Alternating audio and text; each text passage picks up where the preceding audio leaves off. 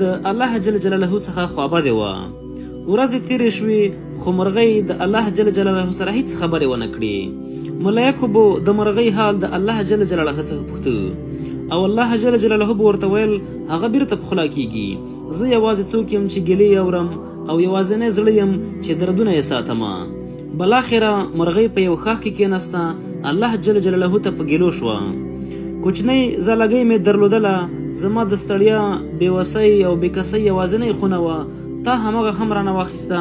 د بې وخته او توپان د څه شي وو؟ څه دې وختل؟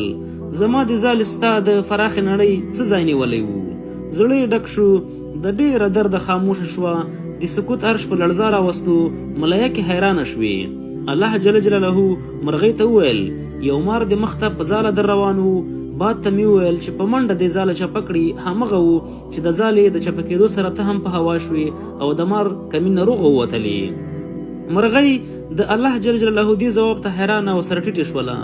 الله جل جلاله زیاته کړه څه نورې بلاوې مې هم د خپلې مینې په خاطر له تا نه لرې کړې، خو تا په ناپوهۍ کې زما بدۍ ته ملا وتړله.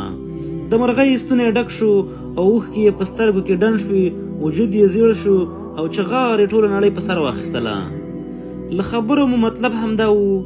الله جل جلاله حتی د یوې مرغۍ د ژوند دومره غم له الله جل جلاله سره و، نو د الله جل جلاله وعده ده چې زه مې په خپلو بندګانو باندې د دې له خپل مور او پلار څخه اویا ځله مهربانه یم. په انسان هر ډول تکلیف راځي، په دې کې د الله جل جلاله خپل حکمت وي. هیڅ وخت انسان باید د الله جل جلاله د درباره ناامیده نشي.